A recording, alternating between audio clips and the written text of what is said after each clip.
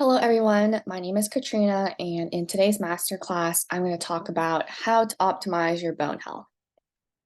This is something I'm super passionate about because I see tons of women in their 50s and 60s who have osteopenia, which is also known as low bone density, and osteoporosis. And I just love taking more of a preventive approach in helping serve these women with osteoporosis. So, this masterclass or this talk is really for people who want to learn how to optimize and maximize their bone density. And really, my main target audience is women in their 20s and 30s. So, if you are listening to this and you are more close to menopausal age, this is still very helpful information, but I will go into more detail in terms of why it's really important to optimize your bone density when you are in your younger years. So let's start with the basics. So bone density is really important. You want strong bones, you want firm bones, because that is going to prevent injuries like fractures, um, in case, for example, you fall. Um, the term that we call like low bone density is known as osteopenia. Osteoporosis is known as more of a severe loss of bone density, and just puts you at an increased risk of fractures. And some of the most common locations for fractures are the wrist, the spine, and the hip. And one of the biggest indicators that you may have osteoporosis or low bone density is a loss of height. So if you notice that you are shrinking, that is a sign that your bones are starting to lose its density. So the bones are kind of squishing downwards. And you might notice you're more hunched forward. You're not as tall when you go to your doctors and you have your physical exam. So osteoporosis affects 200 million women, and a third of women over the age of 50 will experience a bone fracture. A majority of bone loss actually occurs within the first 3 to 4 years after menopause. And menopause is the point in your life where it's 12 months after your last period. Um, After 4 to 8 years after menopause, bone loss is significantly less. So what I'm trying to say is that once you reach menopause, you'll experience the biggest amount of bone loss within the first couple of years. So you really want to make sure that you are exercising during this time, that you are loading your bones in an intentional manner. So why is it important to strengthen your bones when you're younger? So it's always to me, it's important that if you want to prevent osteoporosis, you don't want to start exercising when you're in your 50s and 60s. You really want to maximize your bone density when you are in your 20s and 30s. And that is because your peak bone mass in your spine and your hips occurs in your mid 20s. Your peak bone mass in other bones, like your wrist, occur in your early 40s. And women are more likely to experience bone injuries just because our peak bone mass is a lot less than males. So if you are in your 20s and 30s and you really want to prevent low bone density, just ask yourself, like, what type of exercises do I do now? And I think these days people are in general a lot more sedentary. We don't really exercise that much, and we don't really load our bones in a multi-directional manner. We tend to sit a lot more, we're more sedentary, and we tend to expose our bodies to the same repetitive movements, whether that is walking. A lot of people walk. Um, we don't typically load our bones in different directions, is what I noticed. So we'll kind of talk a little bit in terms of what type of exercises are good to really maximize your bone mass. So what this basically means that if you want happy and healthy bones in your peri and postmenopausal years, this means you need to optimize your peak bone mass in your 20s and 30s. So you can't reach your peak bone mass when you're in 50s and 60s. At that point, you're really just on a maintenance mode and just preventing the loss of bone mass. So start now. Even if you are watching this and you are in your 40s, I mean, you could still start, but the earlier the better. And the bottom line is don't wait until issues come up because the body is really smart at compensating, and usually things don't show up until your later years. In your 20s and 30s, the body is at its peak. After that, then you'll start to notice I'm getting injured more. I can't handle just like, a spontaneous run as well. That's when you'll notice these things as you age. So we'll go over some applicable techniques or just tips on how to exercise.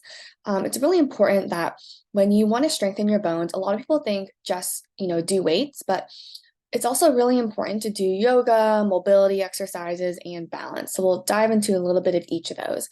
And for example, like balance is a great one because if you are, standing on one leg, I mean, that's loading your bones way more than standing on two legs. So we'll kind of go over that a little bit as well. So strength training.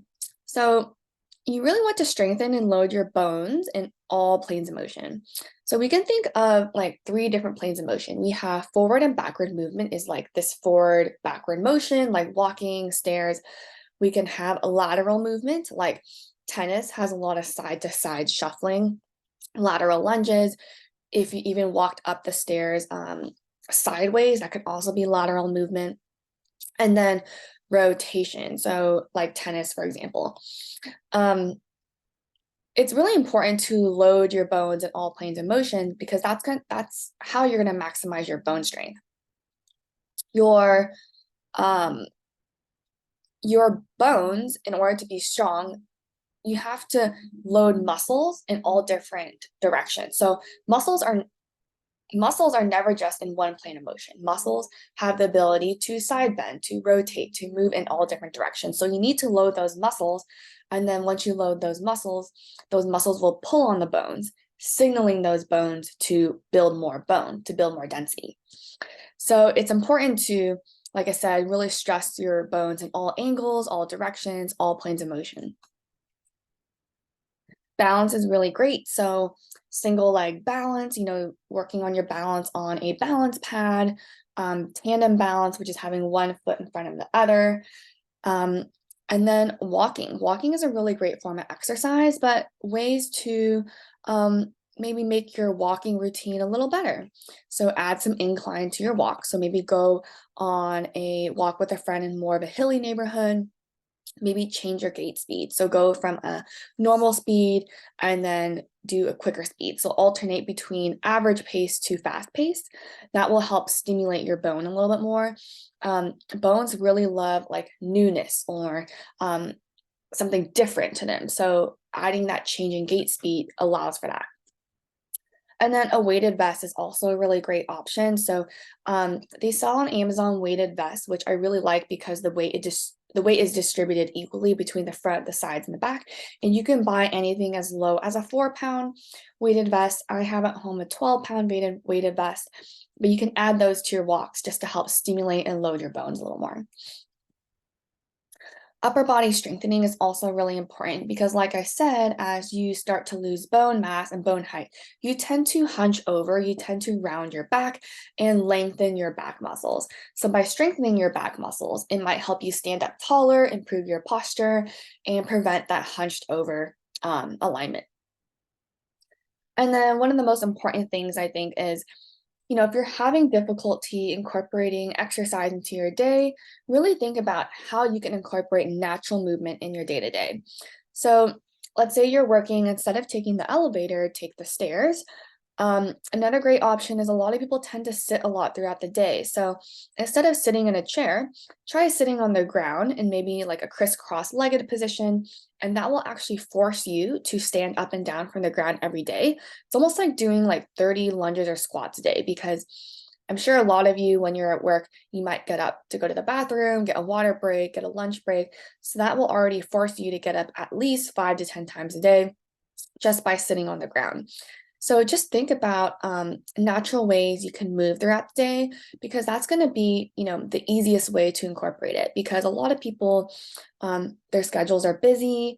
It's hard to incorporate like a 30-minute exercise routine without being distracted. So instead of, thinking I need to allot 30 minutes a day, think about how you can naturally incorporate exercise into your day without making it an additional hassle if you are limited in time. So another thing too is learning how to hip hinge. So a lot of people, when they bend over, they tend to bend over from their back.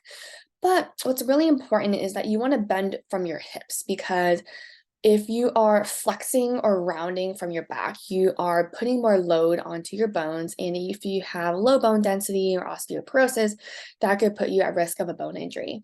So when you're picking up something from the ground, really think about, how can I bend my knees and hips and keep my back and spine in a neutral alignment so that I'm not putting my spine at increased risk.